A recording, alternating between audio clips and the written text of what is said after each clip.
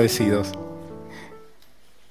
Bien, les decía que vamos a hablar algunas cosas probablemente con cierto grado de complejidad, pero como en el formato de culto en la mañana no tenemos una sesión de preguntas, si hay alguna cosa que quisieran preguntar, pues es una motivación para venir en la tarde.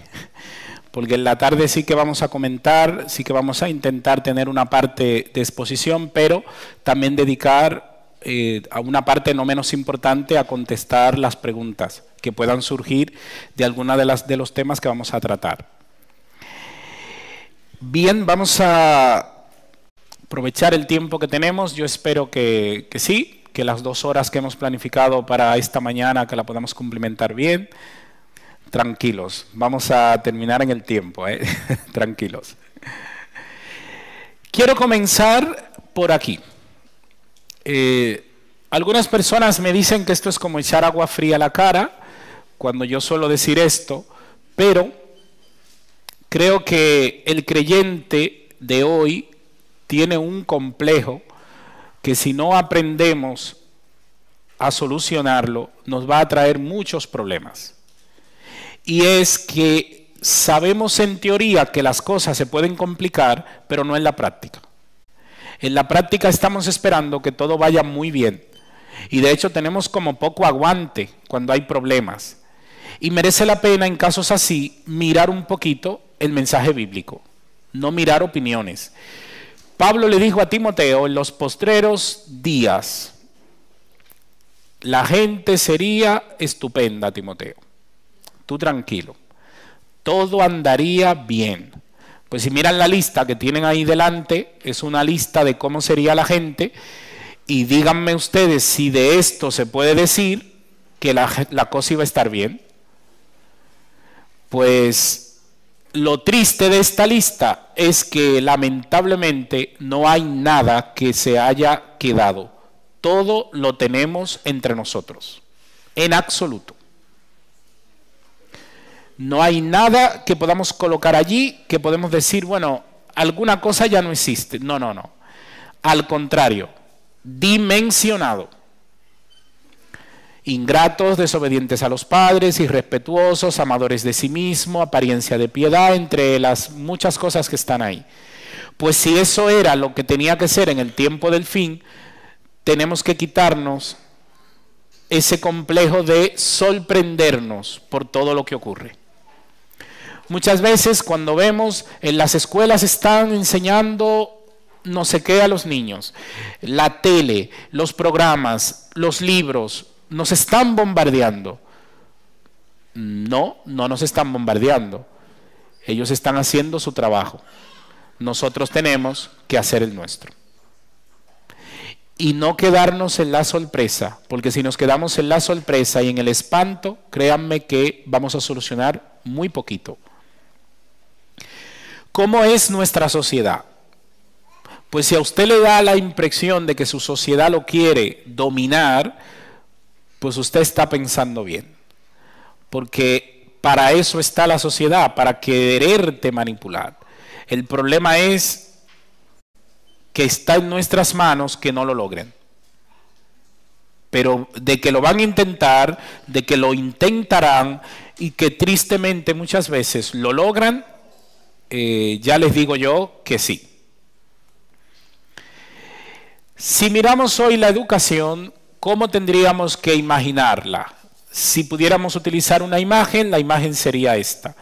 Estamos en un momento confuso. Probablemente hace mucho tiempo, por no decir que es el peor, pero probablemente hace mucho tiempo que no teníamos un momento tan confuso a nivel sexual como hoy. Hay libertad de que cada uno sea lo que quiere, pero el problema es que cuando llevamos todo ese mensaje a los niños no van a saber qué es lo que tienen que hacer, qué es lo que tienen que querer, porque las opciones son tantas. Elegir entre un color y otro, bien, pero si tengo que elegir entre una tabla de colores, complicado. Si ustedes me ponen a mí elegir colores, para mí siempre el azul es el más bonito. Siempre. Y saben, tengo que hacer esfuerzos para no comprar algo azul. Tengo que decidir, toda mi ropa de alguna manera es azul, así que tengo que pensar que hay más colores. Pero basta con que vea un azul diferente, lo veo como otro color ya. Me justifico en que es otro color, pero siempre que sea azul. Ahora, hay cosas que yo puedo elegir y no pasa nada, pero hay otras que tengo que aprender cómo me vienen dadas de parte de Dios, porque si no, entonces puede venir una complicación. Lo que vamos a hacer ahora es un experimento social. Van a ver una imagen que ya les digo yo que no es cierta. No quiero generar una situación, así que ya de entrada les aviso. Van a ver una imagen falsa, pero yo la necesito para hacer un experimento. Quiero que piensen. A los jóvenes probablemente voy a tener que explicarle más cosas, pero los que tienen más de 20 años en la iglesia lo van a entender mejor. Nuestra iglesia se preparó desde sus inicios para un día que llegaría. Y era como que toda nuestra vida giraba alrededor de eso.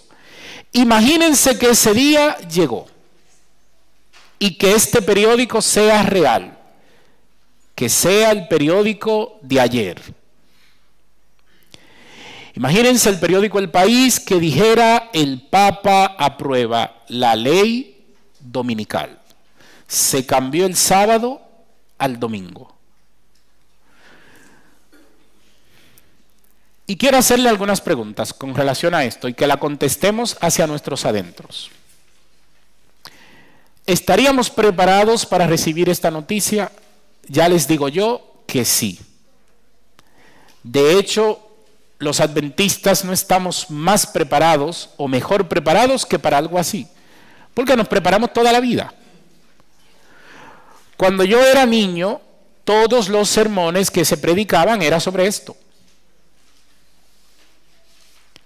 Hoy no tanto ya, pero hubo una época que todo lo que hablábamos era de esto. Sal a la calle con zapatos cómodos, por si te tienes que ir corriendo, y cosas de estas. No estoy diciendo que este día no llegue. Este día, según las profecías, un día llegará. Ahora, cuando tú te preparas para un problema, eso está muy bien. El problema es si te viene otro y tú no estás preparado para ese. Si ustedes me preguntan de algún tema, y fíjense, yo soy pastor, tengo que saber muchas cosas por obligación de la Biblia, pero si ustedes me preguntan de algunos temas, yo tengo que mirar otra vez la Biblia. Ahora, si me preguntan del sábado, no. Yo puedo decir de memoria cualquier cosa del sábado, lo puedo defender a muerte, porque a mí me prepararon para eso desde niño. Yo discutía con evangélicos donde yo le podía dar la Biblia a ellos y ya se la citaba yo, pero solo lo podía hacer con el sábado, con otros temas no. ¿Por qué? Porque en esencia me preparé para eso, era lo importante. Ahora, miren que haberse preparado para esto no está mal, pero el no haberlo hecho para otros temas sí que es un problema. Este Papa no ha hecho un cambio del sábado al domingo. Y sin embargo, constantemente surgen noticias diciendo que él tiene reuniones, que está haciendo cosas secretas. No sé si algo es secreto, como puede saberse, pero bueno. Ahora, este mismo Papa tiene 3 años hablando mal del matrimonio y nosotros no hemos reaccionado. ¿Saben por qué? Porque el matrimonio no es un tema que a nosotros nos interese tanto como nos interesa este. Y de entrada es algo negativo. Porque el matrimonio y el sábado nacen juntos. Ambos son creados en el Edén. ¿Por qué defendemos uno más que el otro?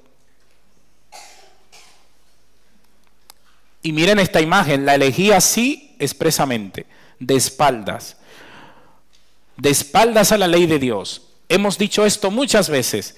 Sí, pero es que el único mandamiento no es el sábado. Y saben, nos han encontrado con el pie cambiado, porque cuando nos han hablado de otra cosa para lo que no esperábamos, no hemos reaccionado como hubiésemos reaccionado si el ataque hubiese sido al día de reposo. Se comenzó hablando de quién soy yo, no sé si recuerdan esa frase, para decir quiénes se tienen que amar. ¿De verdad? Es que yo no soy nadie tampoco, pero la Biblia dice claramente. Y todo lo que ha dicho el papado en los últimos 3 años sobre el matrimonio, nada de lo que ha dicho es bíblico. Es legítimo, tienen la libertad de hacerlo, pero no es bíblico. Y nosotros no hemos reaccionado como hubiésemos reaccionado si la crítica hubiese sido hacia el día de reposo. Y eso no habla bien de nosotros, porque es como si nos interesara solo, exclusivamente, un tema. El Departamento de Hogar y Familia, así se llamaba antes, el Departamento de Familia, desarrolló un programa de formación para fortalecer las familias. ¿En qué nos equivocamos?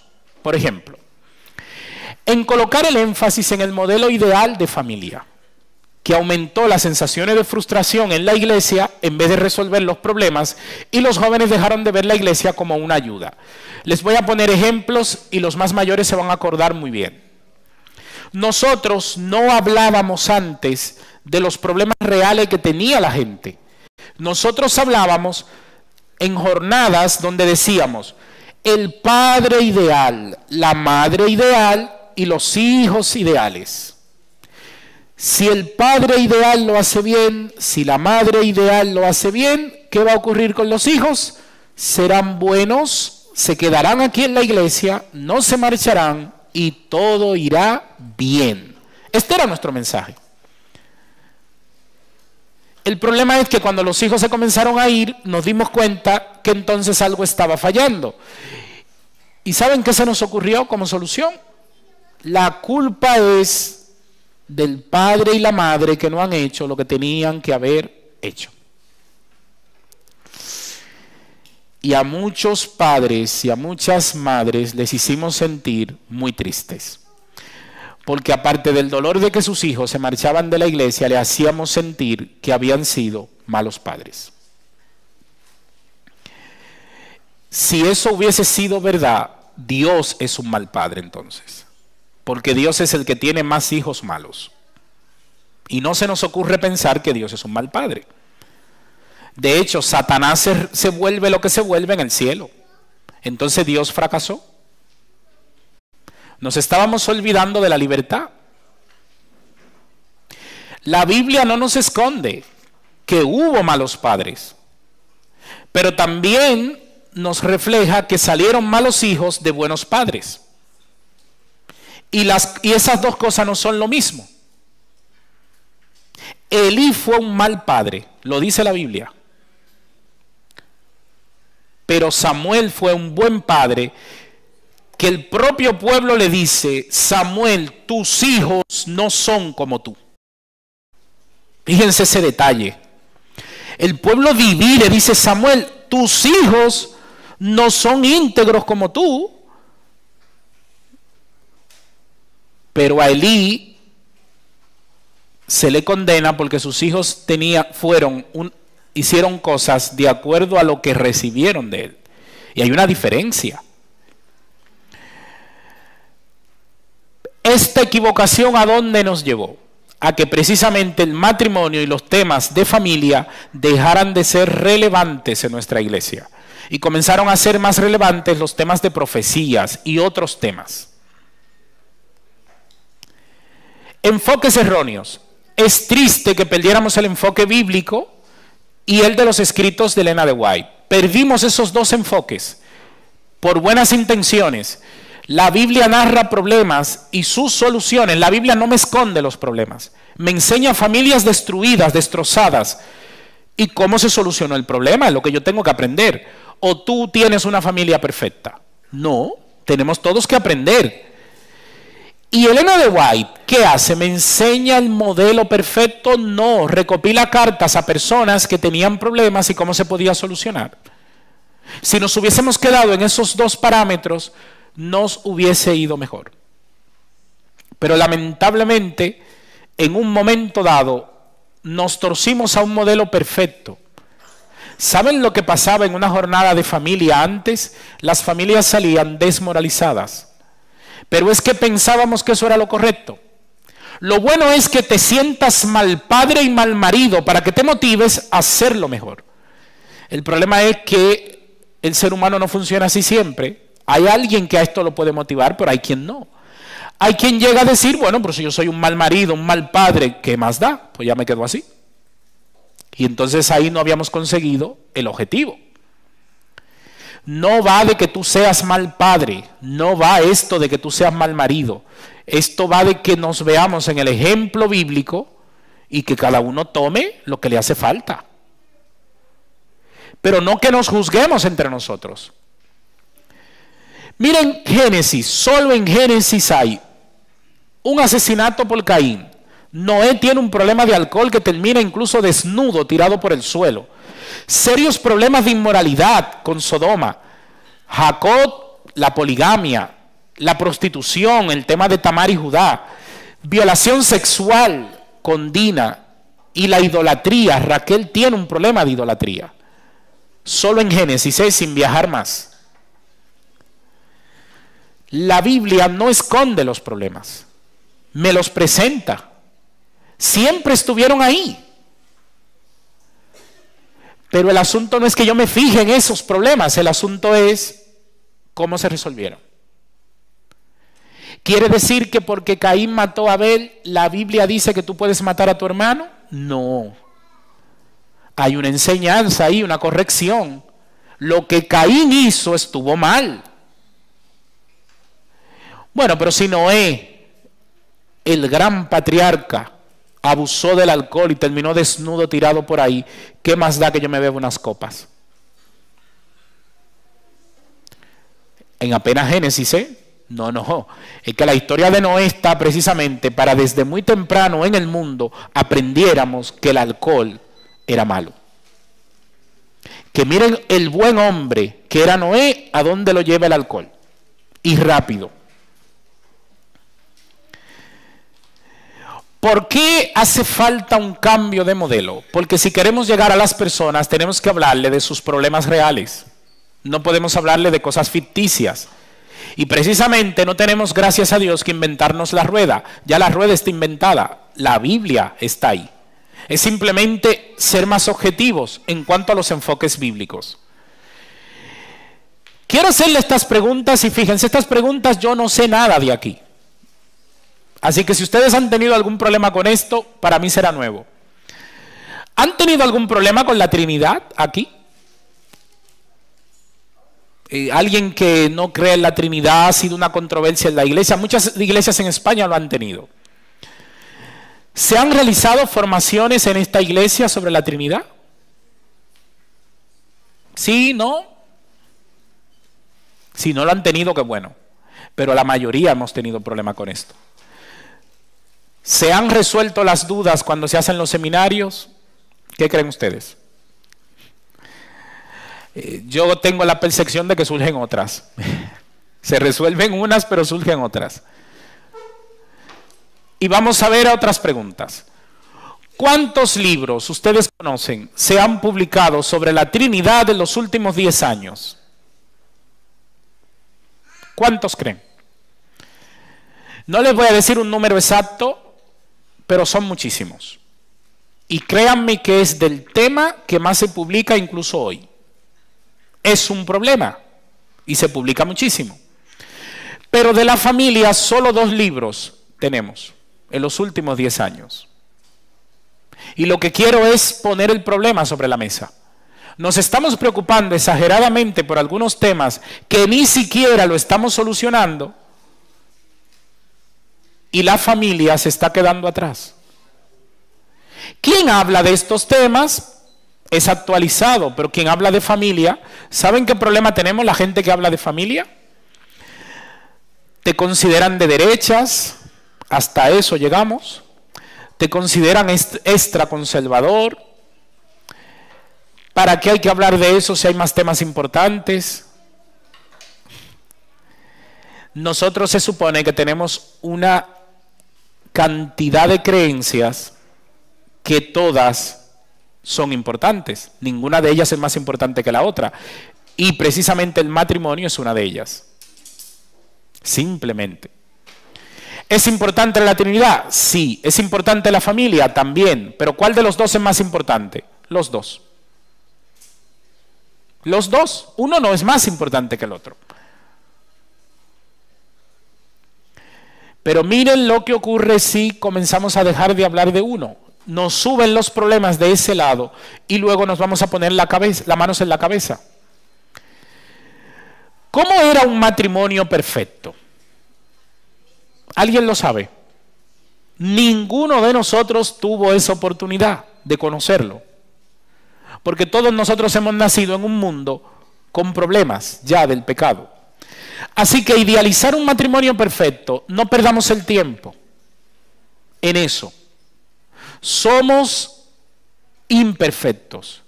Y desde nuestra imperfección solo se puede resolver los problemas a nivel del matrimonio, como de todas las cosas, unidos a Cristo. Así que los matrimonios mejores no son porque yo hago una descripción aquí de qué es un matrimonio. Los mejores matrimonios serán los que están formados por creyentes que siguen y están unidos a Cristo, que humildemente cada día llevarán sus problemas al Señor y que también cuando se equivocan lo van a entender y lo van a asumir. Ni un minuto más en hablar de la perfección en el matrimonio, porque de eso no hay aquí. Un vistazo a la humanidad. Dios hace un ser humano, que es la unión del hombre y la mujer, pero miren los problemas que tenemos hoy. Decir que la primera pareja practicó la monogamia, la heterosexualidad, la intimidad, hoy tenemos problemas con esto, porque no es el ambiente social que estamos viviendo. Ahora, de la misma manera que los demás tienen libertad para poder promover lo que ellos piensan, es un buen momento para que tú y yo promovamos lo que pensamos. Y si tenemos dudas sobre la monogamia, la heterosexualidad, la intimidad, yo coloco ahí intimidad versus leyes de protección de datos. Usted no puede saber mi número de teléfono si yo no se lo doy. No puede saber mi nombre, no puede tener mis datos. Pero podemos encontrarnos en una discoteca, acostarnos y ni siquiera habernos dado los nombres. Tanta protección de datos para una cosa y para el otro lado como que nada. ¿No debería ser el cuerpo importante? ¿No debería tener como un botón de cierto permiso? No sé. Noten, es raro, ¿eh? La procreación. ¿Cuánto daño se ha hecho con la procreación? Se ha puesto el énfasis en que los matrimonios eran exclusivamente para procrear, cuando la Biblia no dice eso. ¿Y de dónde viene eso? Babilonia, de la epopeya de Atrahasis, donde una concesión pagana se apoderó lamentablemente del cristianismo, a tal punto que todavía hay parejas, incluso en nuestro medio, que tienen problemas con esta idea. Es muy triste esto. ¿Esto por qué ocurre? Porque hemos abandonado la Biblia y hemos ido a comer de opiniones secundarias. Y aún en este tema hace falta que seamos más bíblicos. La exclusividad y la permanencia, lo decimos cada vez que hacemos un matrimonio. Por tanto, dejar el hombre a su padre y a su madre y tal. ¿Por qué el hombre? ¿Qué machista este versículo? No, porque la única que se mudaba eran las mujeres, los hombres no se iban. El hombre hacía una casa al lado de su padre, una extensión de su propia casa. Y la que tenía que salir de su casa y venir para la casa del padre de su marido, ¿quién era? La mujer. Entonces el versículo está poniendo orden, que el hombre también se vaya, porque eso de vivir en casa de los demás no es una nueva familia. Eso hace daño. ¿Qué pasa si yo me caso y me voy a la casa de mis padres? Mis padres han ganado nuevos hijos, pero yo no soy un nuevo matrimonio. Un nuevo matrimonio tiene que experimentar y tomar decisiones por sí mismos, sin influencia de los padres. Lo dice el versículo. Pero esto no es un mal de hoy, ya existía en ese tiempo. Un nuevo matrimonio tiene que tener exclusividad, abandono del entorno familiar y permanencia, unión entre ellos. Decir esto hoy no es muy popular. Igualdad de los sexos y jerarquía. Génesis 1:27 me enseña, y con la ordenación de la mujer esto se trastocó todo. Pero yo no estoy hablando de la ordenación de la mujer, estoy hablando de la igualdad en el matrimonio. Génesis deja claro que la superioridad e inferioridad no existe en la primera pareja. Eso es un problema que viene después. Pero Adán y Eva eran iguales. Indicación de sumisión tampoco hay. Y no hay una muestra de que Adán estaba por encima y Eva por debajo. Eso no existe en el texto. Los dos están al mismo nivel de Dios. ¿Y qué hace Dios? Los bendice. Mucha gente dice, no, bendijo a Adán. No es verdad. La Biblia dice que los bendijo a los dos. Una mirada detallada al primer capítulo de Génesis revela que ambos, hombre y mujer, son bendecidos. Y la indicación de multiplicarse, llenar la tierra, gobernar y el liderazgo sobre la creación no fue una orden para Adán, fue para los dos. Y saben, muchas veces aquí nos inventamos un escalón. Ponemos a la mujer por debajo como un ser humano de segunda y a Adán por encima. Y eso es triste porque el texto no lo dice. Pero el cristianismo lo acuñó de alguna manera. Modelos de familia bíblicos. Adán y Eva. ¿Qué tenemos en esta familia? Una familia perfecta. Aquí no hubo problemas. No es lo que tendríamos que mirar, es cómo resolvieron sus problemas. Mucha gente dice, Adán y Eva cayeron. Claro que cayeron. Eso es llover sobre lo mojado, hablar de eso. Pero resaltamos lo rápido que volvieron, lo rápido que se arrepintieron. Sería interesante explotar esto. Noé y su familia. Es una familia idílica. Todo lo que ocurrió fue bueno. No. Hubieron cosas que merecen la pena que lo analicemos. Abraham y su familia. Vas a tener un hijo, Abraham. Bueno, como yo soy tan mayor, seguramente que lo que Dios quería decir era que me busque otra mujer más joven y tenga el hijo con ella. Porque mi mujer es mayor y ella no puede tener hijos. Y como Dios es un Dios que no tiene tanto poder, no puede hacer que mi mujer tenga un hijo. Fíjense a dónde llega el ser humano.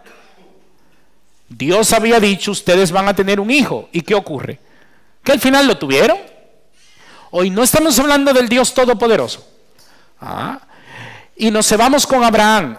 Y solo Abraham y Sara se inventan curvas y movimientos alternativos al camino. Solo ellos dos. No. Esto no es para que le critiquemos a ellos. Es para que no hagamos lo mismo nosotros. Y miren el dolor que trajo eso. Isaac y Rebeca. Una pareja que uno se inclina por el padre y la madre por el otro. ¿Y qué genera eso? División, confusión y frustración. ¿Saben? Hay un experimento, es un estudio que llegó a revelar algo que muchos padres nos es incómodo hablar, que es, ¿amas más a un hijo que a otro? Complicado responder esto. Y la investigación demuestra que no puedes amar a tus hijos a la vez, al mismo nivel. Amas a uno más que el otro. Pero ¿saben? Pero dice, lo difícil era poder cuantificar el cuánto, porque un padre llega a amar tanto a sus hijos que es imposible saber el poquito que más en uno o en otro, dónde se va. Lo que quiere decir en términos llanos que al final no es fácil saber a quién amas más. Ahora, que un padre cultive amar más a uno que al otro, o en detrimento del otro, sí que es un problema. Y eso lo vimos aquí. Jacob y sus mujeres, claro que tuvieron problemas.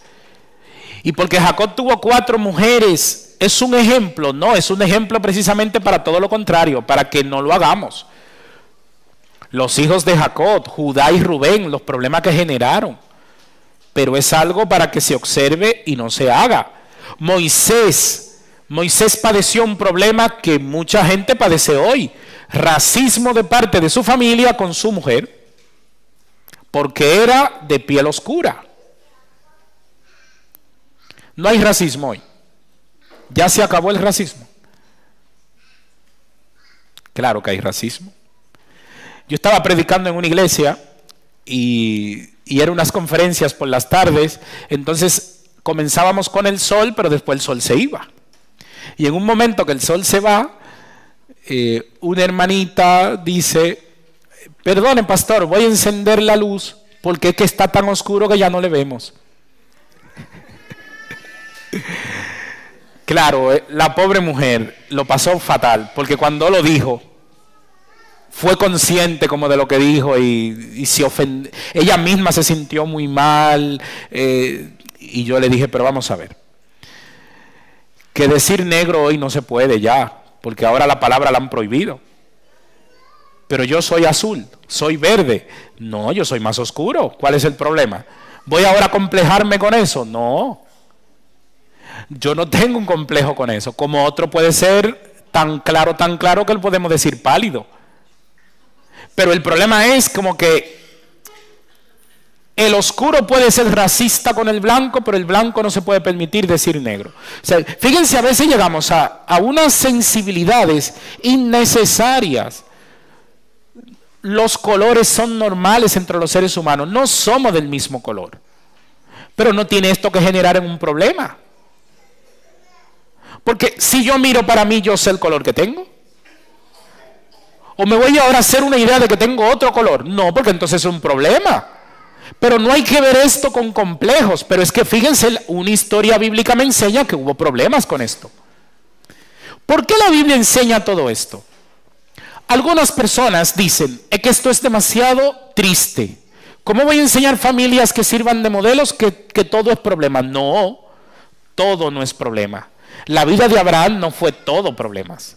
Hubo algunos problemas que la Biblia transparente me lo muestra. Como tampoco en tu familia todo es un problema.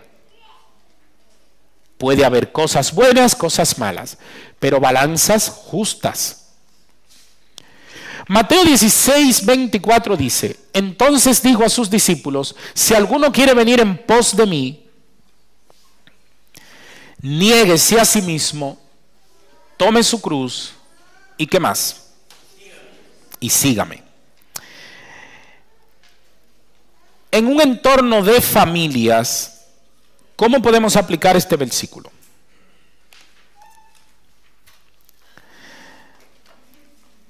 Cuando estamos hablando de la conversión, este versículo es adecuado. Pero cuando hablamos de familia, como que queda desajustado. Pues vamos a buscarle un encaje a nivel familiar. Esto no va de la idea de un marido, de la idea de una esposa, ni de la idea de unos hijos. Si queremos que verdaderamente esto funcione, esto tiene que ir en este procedimiento. Yo me tengo que negar en esencia a mí mismo. Y lo que debe primar no es lo que yo pienso, sino lo que dice la Biblia. ¿Qué es lo que está hundiendo a nuestras familias hoy? Las opiniones personales. los criterios personales por encima de lo que dice la Biblia. Si cada uno va con una actitud de negación hacia sí mismo y de cumplimiento a lo que dice la palabra, créanme que la cosa cambia. Y miren cómo va después. Y todo será maravilloso. No, Jesús fue sumamente enfático. Pero toma tu cruz. ¿Y cuál es tu cruz? A veces dentro de la familia somos expertos en señalar la cruz del otro, pero no la nuestra. Incluso en la forma de pedir perdón. Mira, sé que te ofendí, te pido perdón, pero tú también tienes lo tuyo. Hay forma que si usted tenía un problema ahora tiene dos, porque el otro se va a trincherar y entonces vamos a tener un problema, porque es verdad, el otro tiene lo suyo, usted tiene lo suyo. Si agarramos una lupa aquí nadie queda limpio. Pero en esencia no es que te demos las claves. Yo, señores, y lo voy a decir más claro, se puede decir más alto, pero más claro no. Yo estoy harto de las supuestas guías de matrimonio. Nuestra iglesia se ha llenado de guías. Los 10 pasos para la familia feliz, los 10 pasos para no sé qué, pero ¿qué paso de qué? La Biblia ya dice. Y entonces usted lee los pasos, no sé si a usted le ha pasado, pero yo como marido leo los pasos y yo no sé quién es ese, pero yo no me identifico ahí. Y eso nos está haciendo daño porque estamos viviendo la vida de otro. Estamos de repente viviendo la vida de otros. Uno en Estados Unidos que piensa 10 pasos que son muy comunes en Estados Unidos y muy coherentes para ellos, pero cuando lo traes aquí, complicado. Sin embargo, lo que no te cambia es esto. Esto no te cambia. Cuando usted mire una de esas familias, ¿qué hizo Abraham con su cruz? Cuando se equivocó y tuvo un hijo por donde no tenía que haberlo tenido. La asumió. Asumió su cruz. Y responsablemente no solo pidió perdón al Señor, sino que asumió la responsabilidad con ese hijo, porque tampoco ahora lo iba a tirar a la calle. Y saben, hay un momento grotesco cuando Agar e Ismael tienen que salir del entorno. ¿Por qué tienen que salir? Porque es que no es normal que vivan todos juntos allí. Pero cuando salen, para evitar precisamente malas interpretaciones, Dios interviene y le dice a Agar, tranquila, que ese muchacho no le faltará de nada. Porque Dios era Dios de Abraham, Dios de Isaac, pero también de Ismael. Y también de Agar. Porque todos eran sus hijos. Hoy nosotros tenemos que reconstruir las familias, reconstruir la imagen de Dios. Y no se le ocurra comenzar esto por opiniones personales, leyendo libros de famosos, leyendo libros de un crack, de un no sé cuánto, que de esos también, cuidado. Cómo una persona imperfecta te puede dar a ti lecciones al punto de que tú sigas todos sus pasos. No. La Biblia, las historias bíblicas, cómo se arrepintieron, cómo se entregaron y cómo le dijeron al Señor, aquí estoy, quiero modificar mi vida, tomo mi cruz. Y créanme que ninguno, después de seguir al Señor, quedó defraudado. Creo que más que inventos, necesitamos volver atrás. Ser fieles a la palabra de Dios, que para eso está. Y cuando no podemos admitirlo y decirle, Señor, no puedo, no tengo la capacidad, pero en ti sé que le encontraré. Que el Señor nos bendiga en esta mañana. Nos ayude a que independientemente de lo que nos ocurra en este tiempo, seamos conscientes de que sin negarnos a nosotros mismos y asumir la responsabilidad de nuestras cargas, no vamos a poder decir que somos verdaderos. Que el Señor bendiga a nuestras familias. Nos vemos esta tarde. Recuerden, vamos a hablar de ideología de género. Esta tarde vamos a tener una exposición sobre el tema y luego la intención es que si a ustedes les surgieran preguntas y yo se la puedo contestar, pues que lo pudiéramos hacer. Que el Señor les bendiga.